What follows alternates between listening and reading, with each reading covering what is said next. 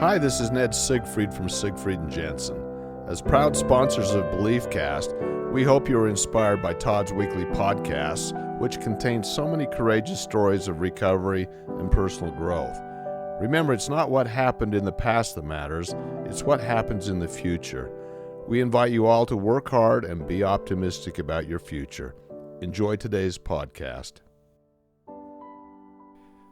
We are back. This is Todd Sylvester with the Todd Inspires BeliefCast. Thank you for tuning in. As always, thank you for believing in me. It means the world to me. I can't believe that we are ranked in the top 100 in mental health in the world. That just blows my mind. But it's not because of me. It's because of you guys and these amazing guests that I bring on. I got to give a shout out to our sponsors, Siegfried and Jensen, Wasatch Recovery, Thread Wallets, just had a little blank there. And then the music you heard at the beginning and then the music at the end is by my good friend Paul Cardall.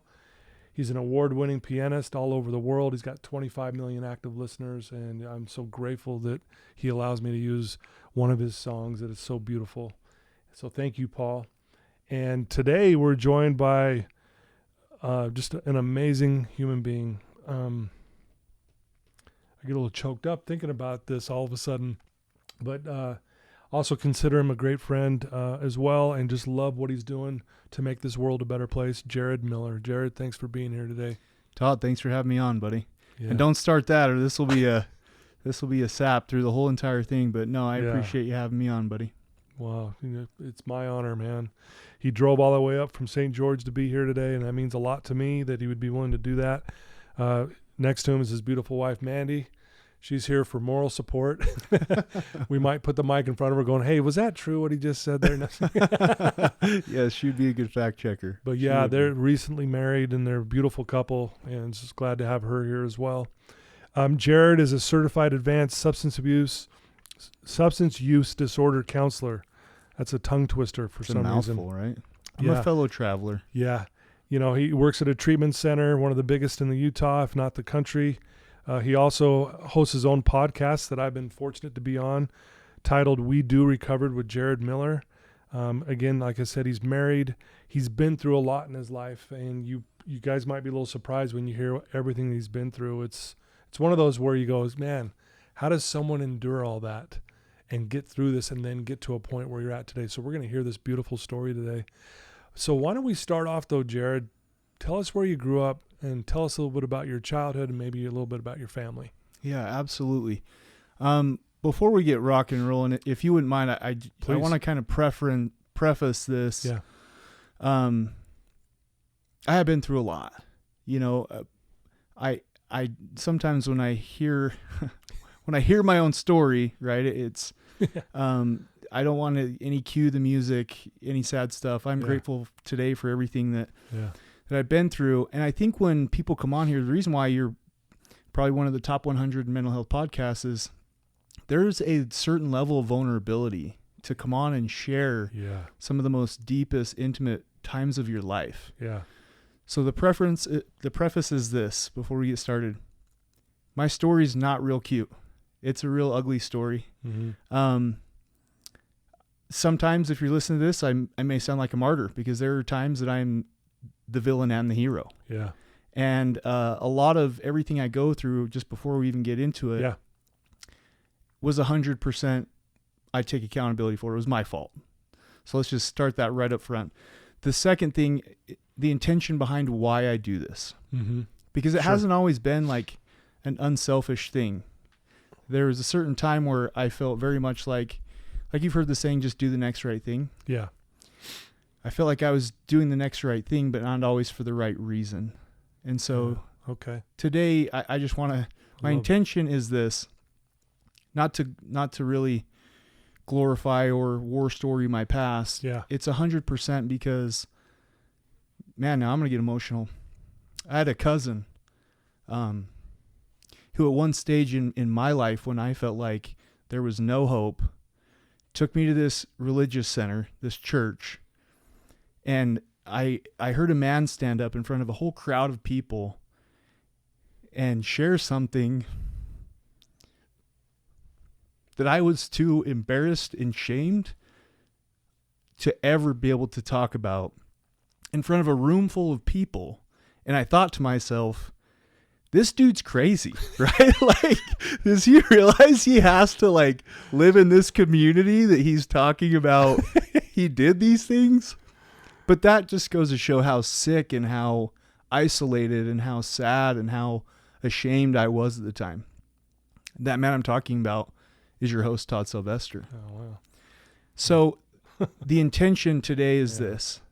Please share this, because whether you realize it or not, there's somebody out there that I hope, and I share today, that it reaches and it helps. Yeah. Like, my story is one of many. It doesn't make me special. Mm-hmm. My hope is that I can reach somebody else to help walk them out of the dark and into the light. Yeah. So Love that. had a great childhood. Is that? Yeah. And I went on a soapbox already, No. Todd. I apologize. No, buddy. you're good. And I got to tell you something, and this was amazing. And we're going to cry here for a minute. Thank you, first of all, for saying that. And I had no idea at the time the impact that would have had on your life. That cousin you're talking about saw me the other day. Mark Miller. Yeah. Probably about 2 weeks ago. I go to a restaurant with my wife, and we're standing in line waiting to think about what we're going to order. And here comes Mark Miller. Yeah. Gives me this gigantic hug, and then he puts something in my hand. I'm like, what's this? And I look in there, and it's like, it's $100 in 20s. Yeah. I go, no, what's this? He goes, no, dude, you've helped my family more than you know, but it's just something like to that. I'm like, no, I don't need. He goes, no, dinner's on me. I go, I don't need $100 worth of hamburgers right now. and I was trying to give it back. He's like, no. He goes, if I had more money, I would give it all to you right now. And this was 2 weeks ago. That's crazy. And I'm like, dude, you're amazing. Thank you. odd? You didn't need to do that, but it's just funny how when you the ripple effect you can have on people by sharing. Yeah. And guys, when I say Jared, when he's come from the darkness to the light, it's truly, one of my favorite statements I will share with my clients: the greater the darkness, the greater the light, or the greater the sinner, the greater the saint. Yeah. And I've seen that in you, and just that transformation. It's been, inspiring to me to see what you're doing and the confidence you have, and that you do share, and the vulnerability that you present. And so I agree with you. You're not special, and no one's special, or we're all special. We're all the same. I like that too. Everyone has something that they're dealing with on some level. Yeah. And I think that's 100% it, right? There's many people that have a similar story to me, but they're so ashamed of it that they've got it clear back in their subconscious, and it's maybe causing some anxiety. It's causing some depression. What you're going to hear today is I used to do drugs, and now I don't. That's the low-hanging fruit of my story, Todd. The more important, the more deep part of my story was I didn't know how to manage my mental health. Mm-hmm. It led to some very difficult times. Mm-hmm. It led to the point where I didn't want to be alive anymore. And I had to learn how to take off the Teflon mask. I had to learn what it meant to be courageous, what it really meant, like not just tough guy, prison mentality, I'll fight you on the schoolyard type stuff. Right, yeah. So that's beyond the low-hanging fruit of I used to do drugs and now I don't. Well, why don't we just get right to it then? Let's do it. Let's get right to it. You had some things hit you all at once, it seemed like. Yeah. Some death, a divorce. Let's just go get right to that point where you thought things were going well, and then all of a sudden life throws these things at you, and you didn't know at that time at least how to handle that in a healthy way. Yeah, absolutely. I'll fast forward to the beginning. Had a great childhood. Mom, dad, both in the picture, biological parents. Grew up out in the country kid. Loved chasing chickens and shooting BB guns and all the stuff, right? Played sports growing up. I mean, I had zero complaints there. Had a great childhood. Where things kind of got really tough for me was college athlete. Had some sports injuries. Shattered my ankle twice. Had to have shoulder surgery. Through all that, I had passion, I had purpose, I had community in my life, friendships. Wasn't a problem. Mm-hmm. I come from a family where you repurpose things and use them, right? Yeah. You don't waste anything. Right. So I would take my prescription pain medications and put them in a shoebox in the top of the closet. So boom, let's plant that seed for a second, come back to it. So went through, high school sports stuff, college athlete. My dad is a vet, was a vet. He's passed. Yeah. And he got Agent Orange in Vietnam. Fought with the 101st Airborne, Army Ranger, just a stud of a guy. Yeah. Well, it took a toll on him. And in my early 20s, I've always felt kind of rushed because I was told back in high school, like, he doesn't have a lot of time to live. Yeah. And man, my dad was tougher than else. I'd been hearing that for years, right? Yeah, It's like, right. not like when you first hear it shocks you, but Yeah. then when, like every year he's going back in and making a joke with the doctor, like, how much longer I got now, doc? Like it just became a joke at some point. Right. Until it wasn't. So I got a phone call. I was teaching and coaching out in Arizona as a high school gym teacher and health teacher, coached football and baseball. I get a call from my mom, and the first thing I remember, like it was yesterday, she just said, "Are you sitting down?" Which I thought was a really weird question. Yeah. And I said, "Yeah, I'm just driving to work." And she said, "Hey, your dad's passed." And I remember in that moment, I was like, it was tough for me. Man, now I'm skipping around, because the reason it was tough for me is that was my first year as a head football coach. And before, I knew he wasn't doing real well, but again, like I'd been hearing that for years. Right. Yeah. So, man, It's almost like you didn't think it was going to happen. 'Cause yeah, it just, in the back of my mind I did, but Yeah. I guess I didn't realize, like, so anyways, I fly home after my first year as a head coach. I know the football season's coming up. My mom's telling me he's not doing real good. A nurse comes in, hospice, right? So it's getting bad. And I take him and I do all the stuff that he took me to do as a kid, right? The Ogden Raptors That's awesome. Yeah. baseball game and our favorite camping site, and go to the movies. And I was supposed to fly out on a Sunday night, and Sunday I'm, helping getting him dressed and ready. And he turns to me and he says, "Jared, just stay." I don't know why I get emotional at this part, because I could like see his face. Yeah. He says, just stay for a couple more days. I said, "Dad, I can't, 2 days start tomorrow. And this is my first big boy job. I'm a head football coach." Yeah. And, he kind of nodded and he understood. And so I flew home that Sunday night, and it was Monday or Tuesday morning I got that phone call from my mom. And I think that, right? Because it wasn't an unexpected death. Right. But in that moment, I kind of realized, like, I don't know, maybe in some way he knew that it was super close, and he wanted me there when he died, and I wasn't there. So that's where kind of the internal conflict came. Started kicking yourself probably, like, why didn't I just stay? Absolutely. Yeah, sure. Absolutely. And, at the time I had literally, I'm not joking, Todd, I probably had 6 different very powerful Dilaudid, hydromorphine, Percocet, strong killers in the top of my closet. And I remember thinking, man, if this was good for physical pain, at night when I can't sleep because I'm sitting here running, all these thoughts running through my head, at least it would give me some relief and help me sleep. Yeah. Quiet the noise. So I'd take a couple, and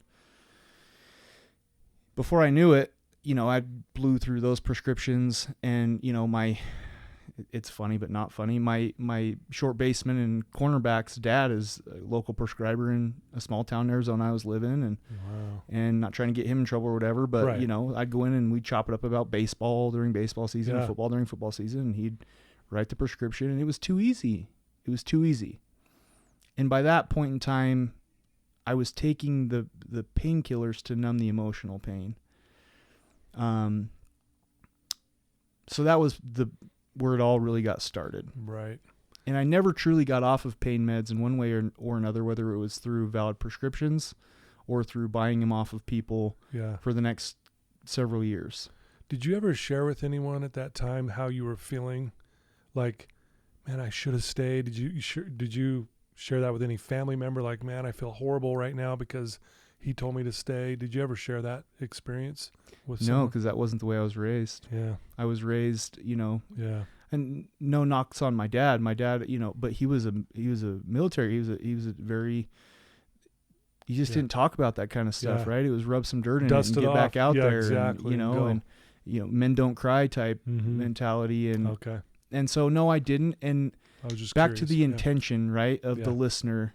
If you're going through something, if something's eating you alive, it's gonna come out in one way or another. Yeah. Yeah. Today both of us work in the field of mental health and Yeah. substance abuse treatment, and it doesn't have to get to the point that we've been. Yeah. Honestly, even just going in and talking to somebody, getting it off your chest, I think that when you let it ruminate in your head, it just grows and becomes cancerous.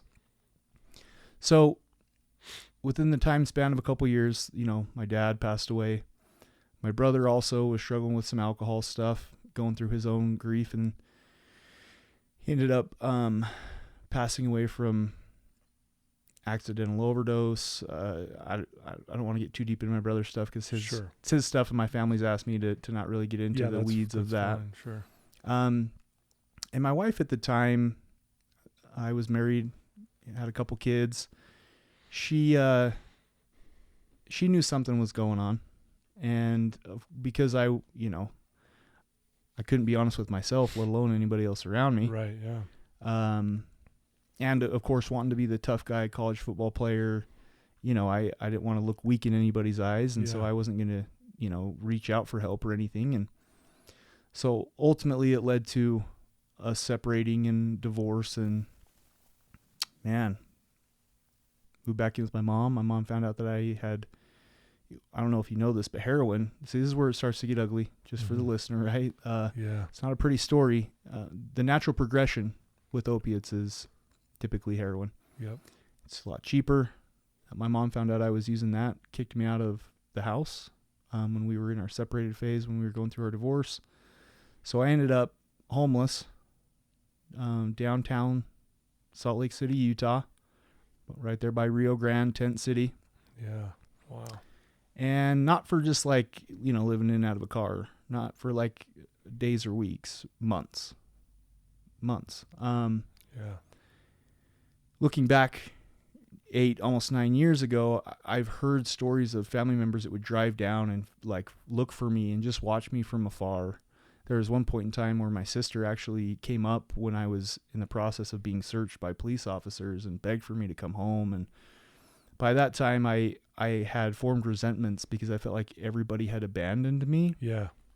And yeah, so why isn't someone coming down here to rescue me and get me out of here and that kind of thing? But the sad thing is even like when my sister did, I refused to leave. You I said said, no. I'll tell you what, give me $20. I'll be on the front runner, pick me up in Davis County. And guess what I used the $20 for? Yeah. I'm sure you wouldn't need 3 guesses. Yeah. Right. You know what I mean? Yeah, absolutely. Um, Well, again, that resentment was keeping you from not taking the help. Correct. Right? Yeah. I always say this to my clients, resentment breeds rebellion.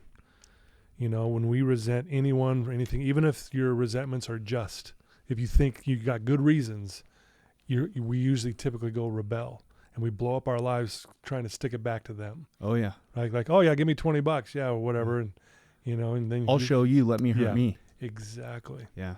Yeah. Wow.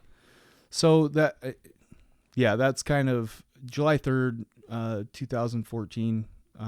I decided that I'd had enough and attempted suicide through an overdose. And that's where one life ended and another one began. I say that because I literally had like a near-death experience that changed me, and not like in the split of a moment. Right. But I felt like has put me on the path that I'm on today. Can you share some of that, or is that too personal about the near-death experience? Because I'm fascinated by it. I've had several people on my podcast talking for that whole reason. Is that something you feel comfortable sharing, or yes? Is it okay? Let me preface real quick Okay. though, okay? Because here's what a lot of people hear. Okay, now. all right. They think I'm either full of it or none of it makes sense, because it's really hard. Sure. Like, describe a feeling.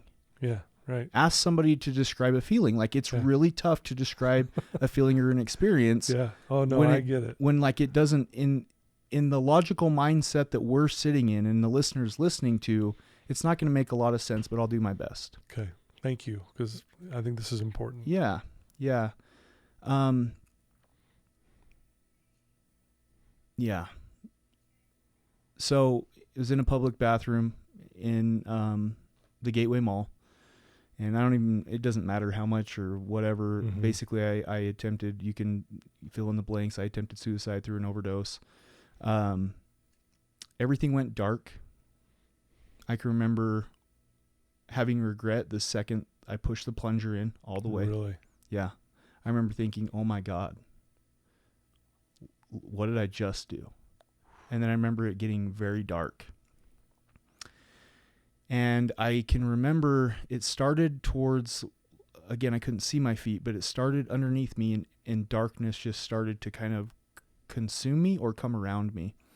The only thing I can really relate it to is like if you've seen The Matrix where he touches the glass and he pulls his hand back. Yeah, and it's...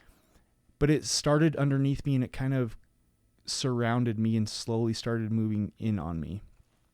And it was just darkness, and I can remember feeling cold, very alone, and right before it totally consumed me.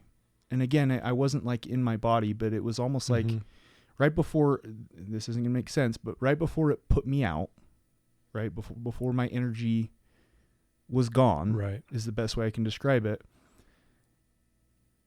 Like a lightning bolt, there was something pulled me out. Boom. Like a real fast light. Oh. It started real tiny, and then it had me and pulled me in quicker than I can comprehend or really describe. Yeah. But I was no longer there. I was no longer in the darkness that was slowly closing in around me.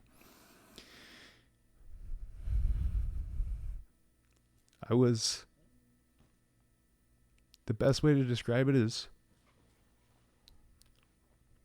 on a beach, which it wasn't a beach, but it was the feeling of peace, Yeah. of love, of acceptance, of happiness. And it was like I couldn't go out into the water. And it wasn't water, but this is the best way I can describe it. Right. I couldn't go out into the beautiful horizon that I saw. I had to stand on the beach, and I wasn't standing, so that's a poor word, but my energy was in that environment. And out of this beautiful, my dad came. Sorry. It's okay.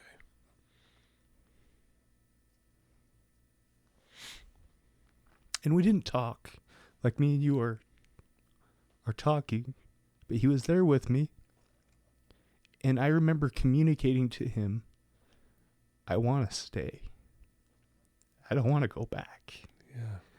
I miss you. You left me behind. And I can remember, again, it was him, but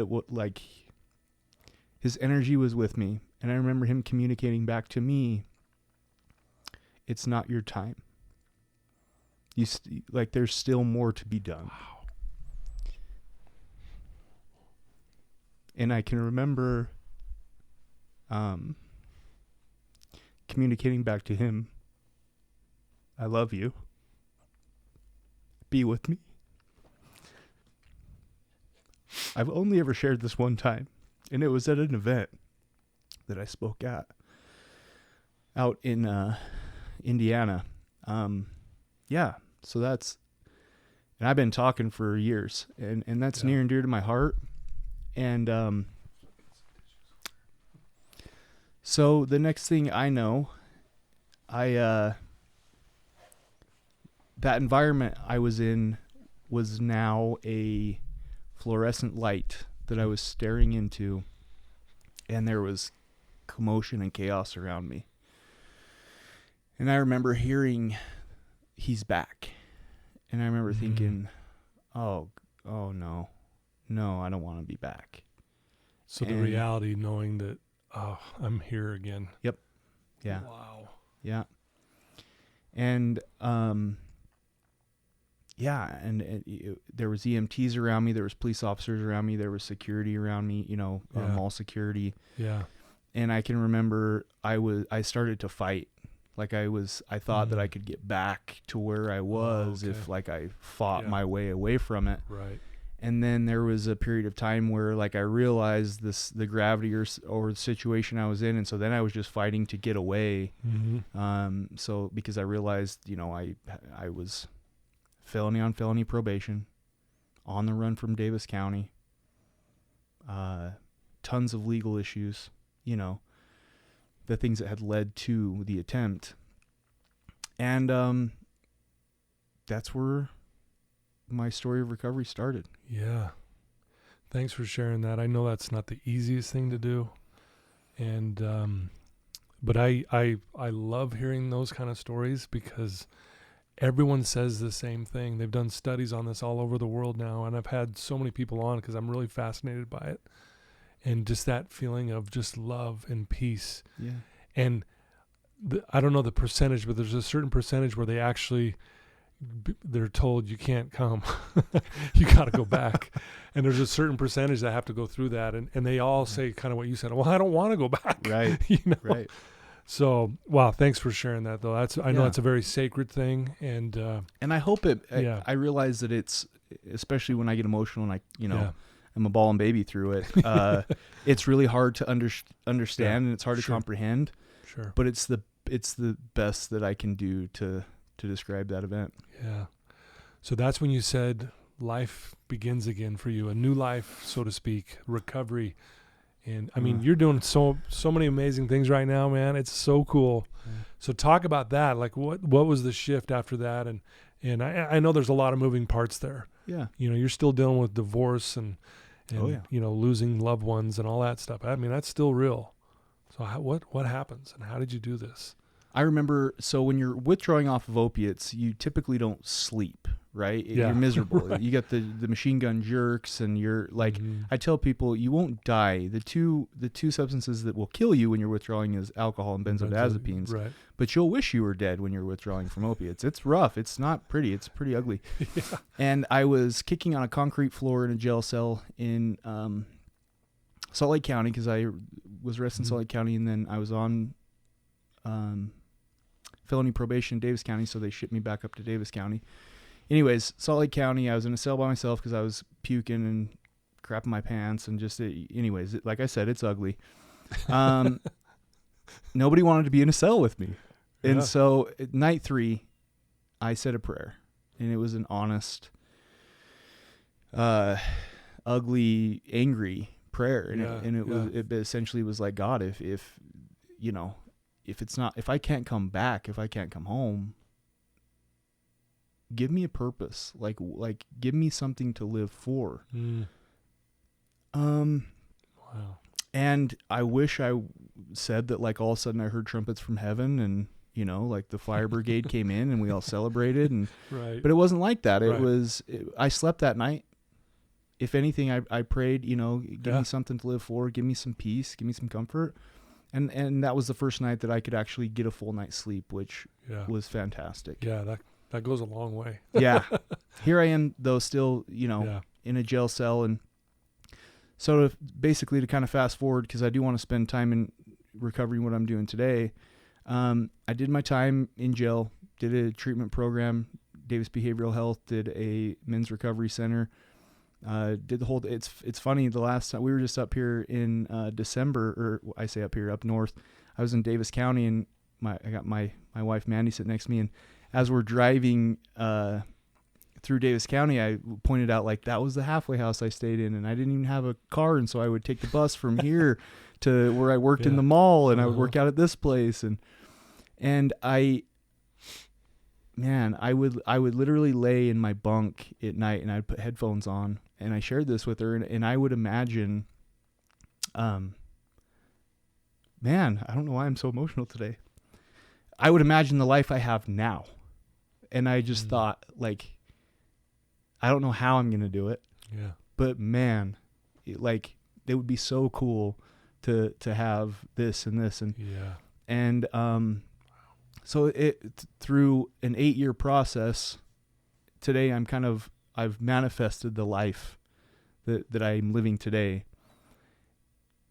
And, yeah, it was one of the things that was the key to my recovery. Is I remember going in the day I found out that I was going to be done with treatment. I went into the clinical director. His name was Derek. We called him the Iceman because this guy pulled no punches. He was meaner than mean, right? He was a drill sergeant. And I said, Derek, dude, I'm scared for my life. Like, I don't want to go, I don't want to relapse. I don't want to go back to the life I was living. Yeah. It was like some PTSD stuff. Like, you think people would be celebrating, like, woohoo, I'm getting out and I'm free and I'm off paper and I was scared. Yeah. I was scared. And I said, how? Like, how do I do this? How do I continue this? And he said, stick to your habits, stick to your routine, get a sponsor, right? Go to the meetings, get a community of people. And I did those things. And honestly, I can say, whatever your flavor is to the person listening today, if you're trying to do this by yourself, you will fail. Yeah. You need somebody else because you can't trust your own thoughts when you're in early recovery. Right. So for an entire year, another man, I would have to run things past this other dude. And I can remember when he first told me that, he said, for the next year, you're not allowed to make a single decision by yourself. And I'm like, oh, yeah, okay. And then he's like, no, I'm serious. Yeah, I call him like later the week to check in for the week. And he's like, hey, where'd you go to lunch today? And I was like, Del Taco, what? He said, oh, who told you to go to Del Taco? Oh, nobody did, John. I just decided to go. Oh, so you don't need my help. You're going to work your own program. You don't need my advice. And holy cow, that was like, put you on blast. Yeah, that was well. He kind of started calling me out on my own stuff. Like, in other words, if you want my help, follow through with the things that I have to say. And to this day, I've taken a little bit of the Iceman and a little bit of John, and that's why I'm the counselor I am today. Right, as I've incorporated these life lessons I've learned from these people that have been influential and taught me how to live again. Yeah. I love that you said you sat there and imagined the life that you have now. You would sit and imagine it. You manifested it. And I believe in manifestation and that we're creators. And you said something early on at the very beginning of this podcast. You're like, I just want you to know everything I've done is my fault. Like, that accountability piece is huge. And that's also a way, I always say this, if you take accountability, suffering stops. It really does. If we keep blaming, and that's when your life really changed. You stopped blaming, took accountability, and so that's a form of creation, right? Absolutely. And I loved what you said there. And if anyone listening to this right now, if you think you can't imagine and then go make it happen, think again. I mean, you're a perfect example, Jared, that look where you were. But I think that imagination piece is actually what led you to all that. And I appreciate that. I look at my recovery. I look at the last 8-9 years, and I feel like it's kind of like an onion. There's been, honestly, my higher power, call it God, call it the universe, call it the cosmos, whatever flavor fits you, has put people in my path at certain periods of time. Yeah. I think of it as like a car, right? And I can make it in first gear for so long. Yeah. That was John my first year, my sponsor. Right. Yeah. Right. And then like at certain points, God introduces other people in my life and I switch gears, right? And I kind of change, not that my foundation's the same, but he puts people in my path that help me. When I met you, I had like 18 months, 2 years. I had some clean time. Yeah. You were doing good there. Well, not white knuckling it. Yeah, I was abstinent. Holding on for dear life. I was. You can remember that, right? I remember. I was holding on for dear life, and I was still pretty sick. I was my mental health. Yeah, you were still struggling. Again, you're gonna hear I used to do drugs, now I don't, but it's deeper than that. Like, the next gear for me was, okay, I can live life without substances. How do I get rid of the shame? Yeah. How do I get rid of the guilt, the embarrassment, the feeling like I have to hide a certain portion of myself and the mistakes that I've made from everybody else? Mm-hmm. In other words, I didn't feel like I could be transparent and get up in front of hundreds of people like you did and tell my story. Like, I wasn't in that space, right? If that makes sense. Yeah. And I think that that's important because I hope that there's some people out there that are listening to this that are maybe in early recovery that are going, man, like, when I came and I talked to you, Yeah. I came, I heard you speak. I had an in with my cousin Mark. He scheduled us. You were super kind. I mean, I came to your house. You didn't know me from Adam. I could have had a gun or something, Todd. Like, No. Yeah, you could have. You could have, but man, you had a good vibe about you, man. I appreciate that. Absolutely. You know, and some of the stuff that you shared, you know, the like, I'm not broken. Yeah. I think that I at the point that I met you, I was content being a truck driver who secretly went to fellowship meetings underground, was paranoid going in and out of them because I didn't want anybody else in the community to see that I was an addict, right? Yeah. And having another person look you in the face and say, you're not broken. Yeah. Look you in the face and say, well, it sounds to me like you don't believe that you deserve nice things. I mean, that for me was like a paradigm shift. Yeah. I had already condemned myself to this. Yeah. And not to knock truck drivers. If that's your passion, that's fantastic. It just wasn't mine. Yeah. You know, and I was always, when I would meet new people, it wasn't like I would show them a portion that I was comfortable for them to see. Yeah. And then in the back of my mind, it was like, oh, they're nice to me until they find out that I'm a recovering heroin addict who was a homeless junkie at one point in my life. And then how are they going to treat me? Yep. Yeah. And all that paranoia and all that like anxiety and all that depression of, it's only a matter of time until people see who, again, before I met you, who identified as the real me, right? Because I was still sick. I was still holding on to. Yeah. So that was kind of another gear. You were like my third or fourth gear there, Todd. Hey, well, that's amazing to hear that, honestly. You know, you hope you have impact when you share with people. I say this a lot. We're all standing on shoulders of giants. You know, I'm standing on a bunch of shoulders of giants, and that's why I'm here with you today. And, you know, maybe you stood on my shoulders for a minute, you know, and now you got so many people standing on your shoulders because you're now this giant. Not that we don't have stuff to work on, because we both do. But at the same time, we've dedicated our lives now to doing something to help someone else. Yeah. There's no greater high in the world than that. Talk about that, because you're an educational speaker. You've got a supplement line now that are helping people. You speak all over the place. You got the podcast. You're here today even, and you really are a pillar in the community, especially in the recovery community. And I mean, it's just really is remarkable, dude. I appreciate that. It's remarkable. I appreciate that. I none of that would have been possible if I hadn't have met you and seen. And honestly, like not trying to like ride your coattails here, but it showed me that you can be authentic and you can fully show everybody who you are, what you've been through, and instead of letting it define you, you've let it refine you. Ew, I love that. You know, and I'm sure somebody quoted that somewhere. Do I need an APA cited format, babe? But honestly, like, so from that point on, I met you. I decided, you know what? I do deserve happiness. I quit the trucking thing. I had a lot of money saved up because I was working in the oil fields, which paid pretty nice. Yeah, oh yeah. And I decided I'm going to just pursue happiness because I do deserve nice things. Yeah. I need to challenge that belief. I moved to St. George.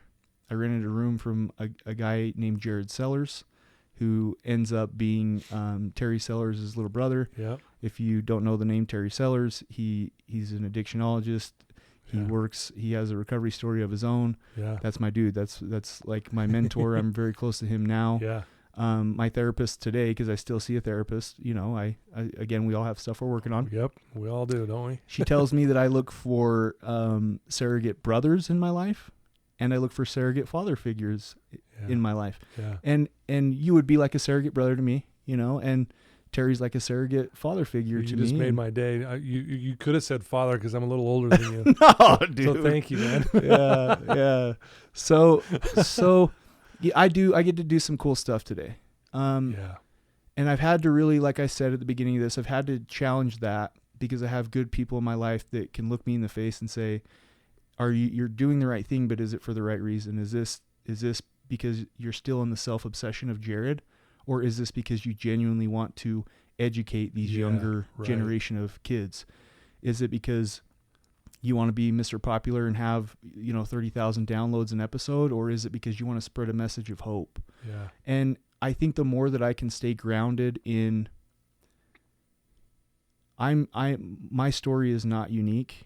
The difference is I've been able to learn from people like you, Todd, that I can share my story and move past the personal paranoia in the hopes that somebody is out there, another Jared is out there in the darkness, afraid to talk, afraid to live an authentic self, and I can reach them and they can hear my story and go, if some dude who's been homeless, a heroin addict, right, thought that being a truck driver working in the oil field was the bee's knees, and he's been able to get remarried, own a house in St. George, Utah, which is the new California, apparently, if you're unfamiliar. right. Did you know Doppel gave me a license? You want to talk about crazy? I'm like a 5-time felon back in the day. I mean, I've had to get him reduced and expunged and all that, but still. Today I have a license like the state of Utah. That's mind-blowing, man. So hopefully people out there, listen, if you have some hurts, habits, or hang-ups that you're still kicking yourself in the butt about, man, you woke up today. Today is April 14th, 2023. Stop living in the past. Go after your dream. It reminds me of a beautiful quote by Alan Watts. He's passed now, but he was a British philosopher and amazing. And here's how he says this. When you're ready to wake up, you're going to wake up. If you're not ready to wake up, you're going to stay pretending you're just a poor little me. Yeah. I love Boom. that. Yeah. And that's really what you're saying. And then the other thing that really is touching me is seeing the greatness here. Oh, thanks. I know you hate me saying this, but I'll say this to my clients all the time. Addiction and adversity is the wake-up call to your greatness, because someone once taught that to me. And when I first heard that, I'm like, oh, yeah, whatever, that's cute, right? But, man, when I really started to buy into that I could actually be great, not in the sense of great in the eyes of other people, great in my own mindset, meaning loving who I am and authentically sharing who I am and doing it for the right reasons, Yeah. And I see this in you, dude. You are the example of someone who has been woken up by his addiction to his greatness. Thank you. Right? Right, Mandy? come on. She's nodding. She's nodding yes. You know what is crazy? If I could, if I can loop Mandy in on this, sure. Some of the stuff that the stories I told myself about being a person in recovery and all the shame and all the guilt was, even if I meet an amazing woman who I can, get her to fall in love with me, what's her family going to think? Yeah. I'm very public about my recovery. Oh, for sure. And what is, you're dating who? Exactly. And so here's kind of the message, I think, to the listener who's out there. I feel like we're in a time where people are starting to have these conversations. More Todd Sylvesters are speaking out and giving other people like Jared Miller's permission to share and be authentic. Yeah. And the tough thing is if you here's why I think that I'm decent at what I do today. I can take a look at somebody who most people look at and go, oh, that's a crackhead or a heroin addict or a drunk, an alcohol, whatever. Yeah. And I can empathize with that person, and I can see the person that's really inside of them, that a lot of people, in other words, people dismiss them. I become curious. Why? Yeah. What's hurting them inside? What are they running away from? What are they numbing out? What is it that... And you can't teach that. Right. No school can teach somebody to care. Yeah. No school can teach somebody to find that empathy, to be able to sort through the behaviors and sort through all of the chaos and the confusion. I mean, you work in a residential setting. It's chaos and it can be crazy sometimes, right? Like, getting back to, there was a certain point where Mandy's dad, it was too funny. He said, he came to our house and he said, Jared, now he's an old-fashioned traditional guy. He said, Jared, right? He said, Jared, I want you to know we watched the series Dope Sick on Hulu. and I get it now. Yeah. And I'm like, thank you. Like that. Yeah, right. I think we're in a really cool time where people are like starting to realize that it's not just a moral defect. Right. You know? Well, and an enemy is just a person's story you do not know. Right? And so once they know your story and they see you and what you've been through, and they learn and they watch things and learn from it and go, oh, see, you're not an enemy. I get you now. Yeah. I know your story. And that's why when I saw you, even when you were still struggling, I saw your greatness. I saw right through all of that. I'm like, dude, you're amazing. Like truly amazing. You just don't know it yet. And once you start tapping into the truth, that's when your life's going to take off and go wherever it needs to go. And it's going big.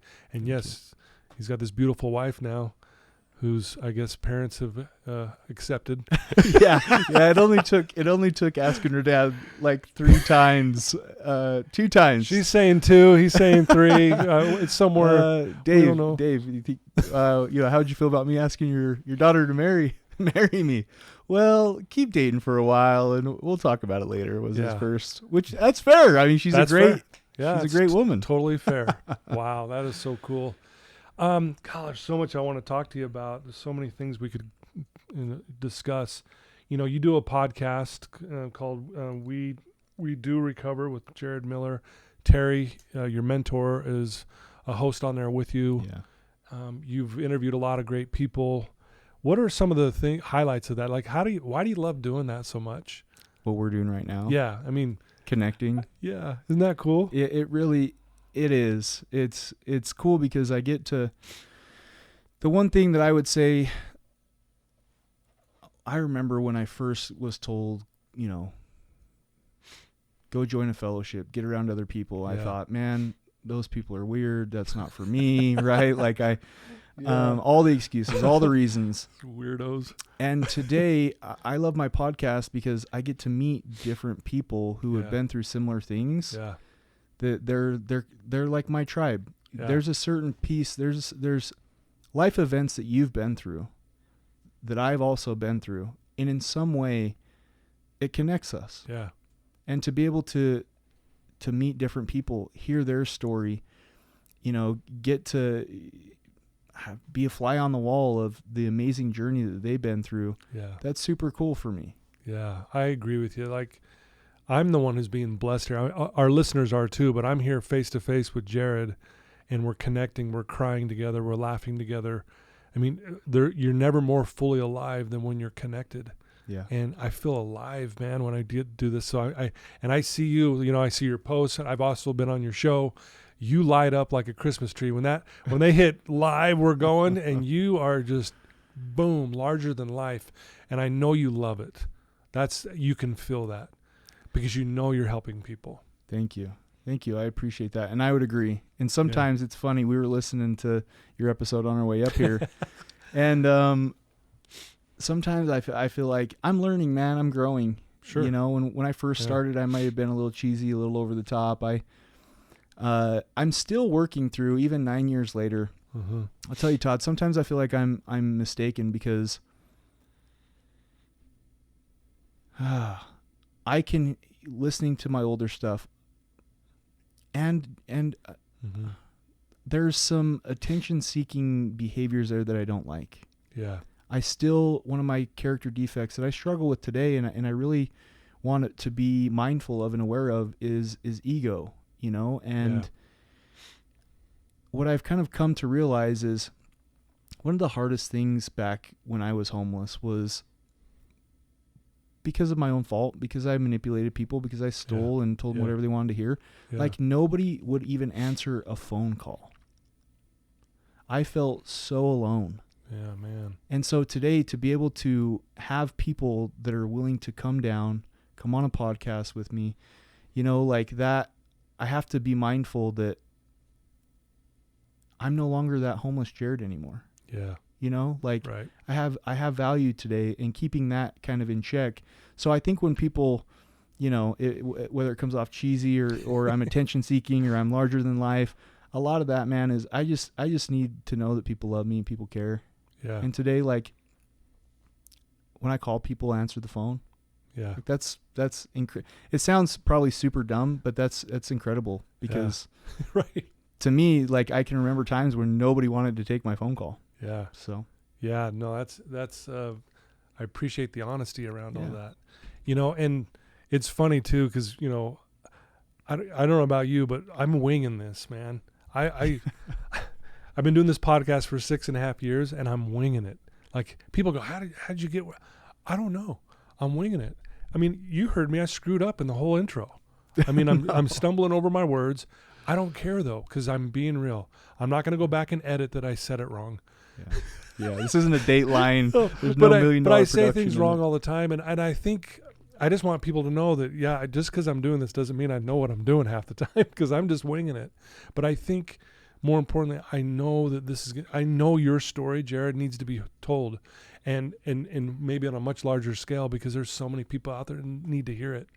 And so that's I don't care that I screwed up. What the gift of this is hearing what you're saying and coming from your heart, and it's amazing, dude. Thank you. It really, that's the beauty of this, you know. Yeah, thank you. And you got 321 of them under your belt. Yeah, and I've actually got more than that. Man. I've got like 10 in the hopper that are done. It's like it's nuts. It blows my mind, and it's almost like I've hit that tipping point, and it's almost like be careful what you imagine, because you're going to get it. Yeah. Right? We're That's manifestors. cool. But that's a good problem to have, and I can't complain about that. It's beautiful. Yeah. But if there's someone listening to you right now who is in a dark place, they are thinking about ending their life, or they don't think they can overcome this, or they feel abandoned, they're homeless, or they have a friend who may be there, what would you tell that one person right now who is struggling in that dark place? Stop being so hard on yourself. I think that today, when I do the YouTube wormholes, and you got a David Goggins book sitting over there, and there's the Eric Thomas's. I don't call myself a motivational speaker, because I feel like we're in an age where it's like, you just gotta want it more, you just gotta will it more, you just gotta, and it's, man, find one thing today to be grateful for. I love that. Go outside, feel a leaf, man. Take off your shoes and walk in the grass. Like, life is all around us. Yeah. Find one thing to be grateful for today. And for that person, I would say, reach out. Talk to somebody. Yeah. I think as I sit back, and every day I meet with clients, and every day I do groups, and if we could all just find a little bit more self-acceptance, a little bit more love for ourselves, a little bit more patience with ourselves, that would be my message to that person is, dude, there's life all around you. Like, don't be so hard on yourself. Stop beating yourself up. Go outside and see the world around you, and take it in. Find one person that you can call, you can talk to. I think, too, the other part of that is hopefully the people that are listening to this are family members of that person struggling. Yeah. And the message I would have for them is, your loved one is, I promise you, harder on themselves than you could ever be on them. I mean, I have a brother that to this day, like, I'm up here going to his son's wedding. We didn't talk for years, Todd. And I'm not talking just like one or two. I'm talking, we didn't speak for years. Wow. And finally, when we did talk, the message he had for me was like, dude, it was breaking my heart. I couldn't watch you self-destruct. It wasn't because he hated me. It wasn't because all that was my inner dialogue, right? Yeah. And so I think a message for somebody who's listening to this, whose loved one is struggling, is, man, go up and give them a hug. Tell them you love them. Sometimes I think we confuse recreational use for dependency.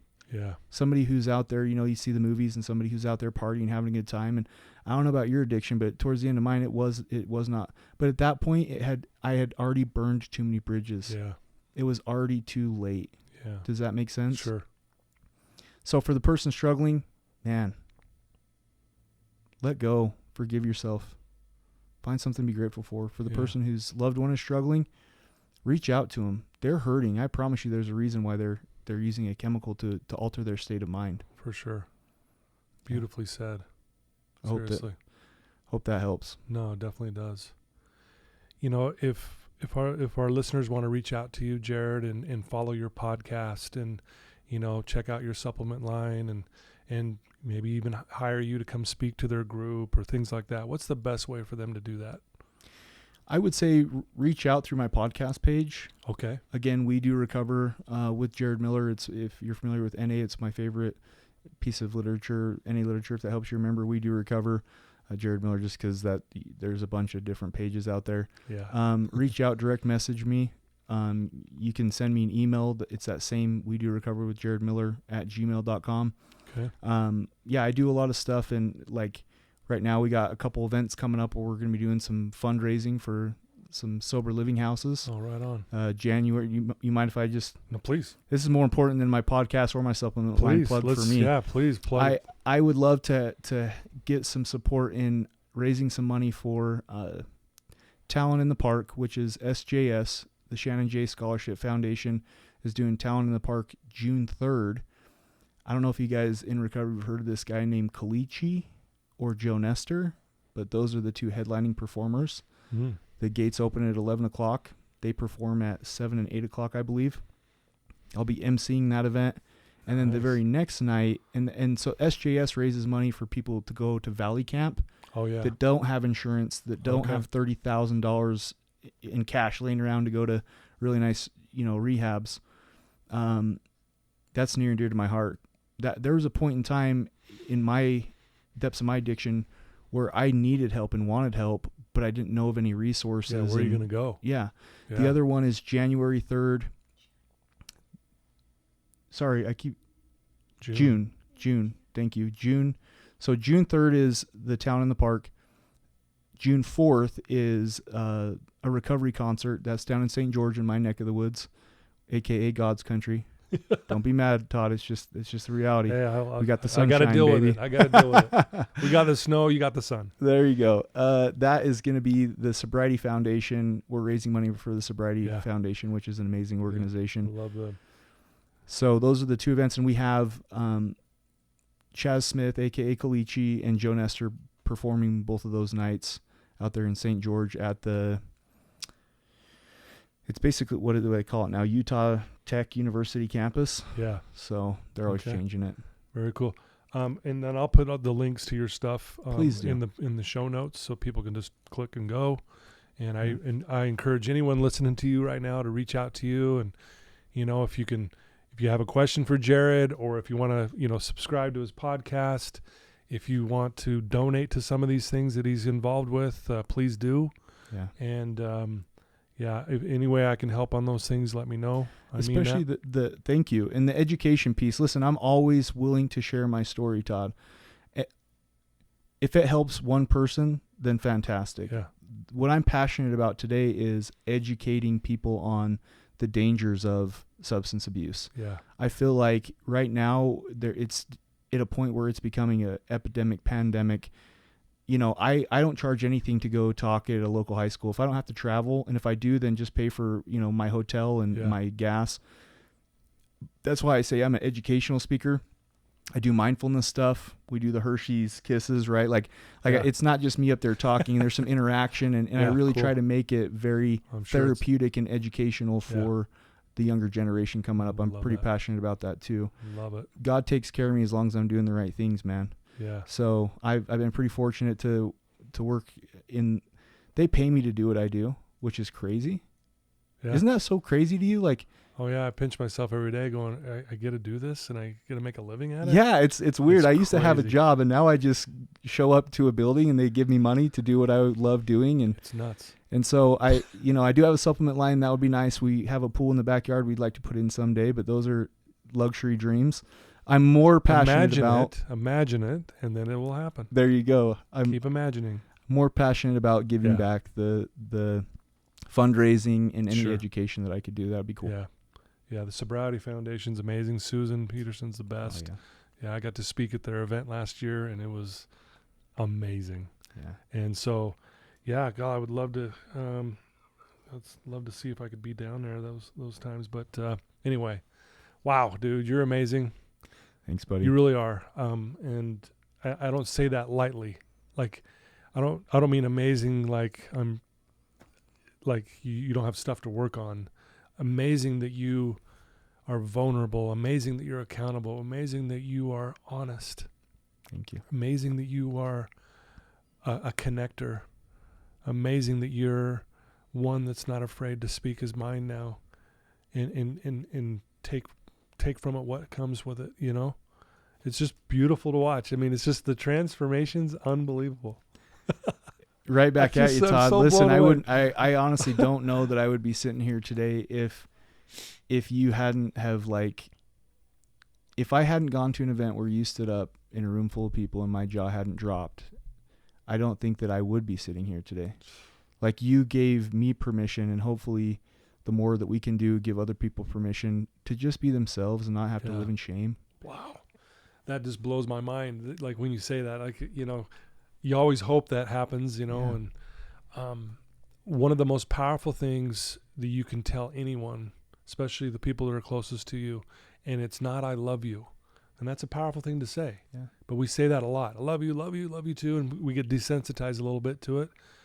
The single most powerful thing you can tell someone is, "I believe in you," and I believe in you, Jared.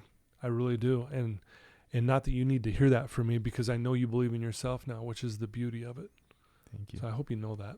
Thank you, man. Yeah. I know we got these mics in us, but when this is over, I'm going to give you a huge hug, bro. I am absolutely very, very thankful and very grateful.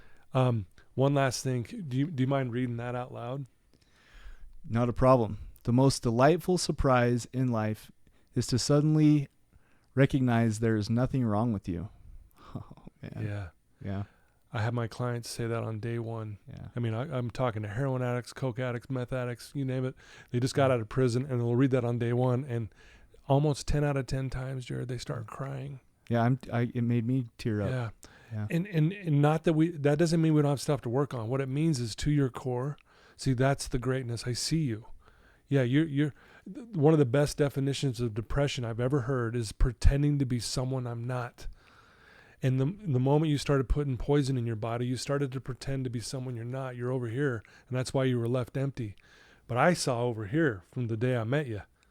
You just need to start seeing that and getting in line with that, and that's what you're doing now, and it's awesome. Thank you. I know that we're probably over on time, but A little bit, but that's all right. it made me think of one thing that I have to share. Okay. Please. I love Disney. There's Moana, right? Okay, so Andy looks shocked right now. There's a certain scene in Moana where the girl basically looks across at this monstrous lava monster. Tafiti, thank you. And this courageous little girl starts, says, "Let her come to me." Mm-hmm. And this Tafiti, starts roaring, splitting the ocean and roaring towards her. And that, to me, it's such a symbol.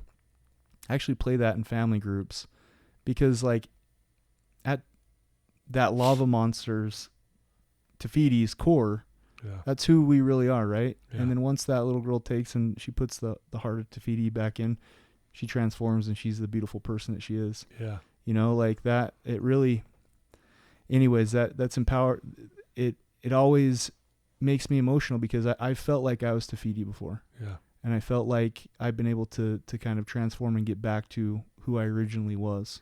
Yeah. Yeah. Beautifully said. Thanks for sharing that. Thanks, buddy. We needed to hear that. You can watch that little clip on YouTube. Hopefully it'll make sense once you watch it. Well, I told you guys you're in for a treat today. Jared Miller, what an amazing human being who is proof to all of us that we can overcome and rise and move on. There's a quote by Pablo Picasso that says, the purpose in life, I might have this backwards. I just butchered this. See? Here it's we go. Cool, man. I think it's the meaning in life is to find your gift. The purpose in life is to give it away. Mm. And I think that's what's happened to you. I mean, I see that. You have found your gift, and now you're giving it away. And I think that's, that's why we're here. So, man, we were all just the recipients of this amazing gift of Jared today. We've got his beautiful wife, Mandy, here supporting us. Thanks for being here, Mandy. It really means a lot. I think the world of you. Anything I can do to help support your cause even more, I'm happy to do so. So please know that. You know, we're allies in this together. And guys, if you have a family member that's in that darkness, you know, Jared gave us some great advice. If you struggle with not knowing what to say, share a link to this episode. Say, listen to this, and then follow back up with them, because it will open up their eyes a little bit. It'll make them feel like, wow, okay, if Jared can do this, so can I.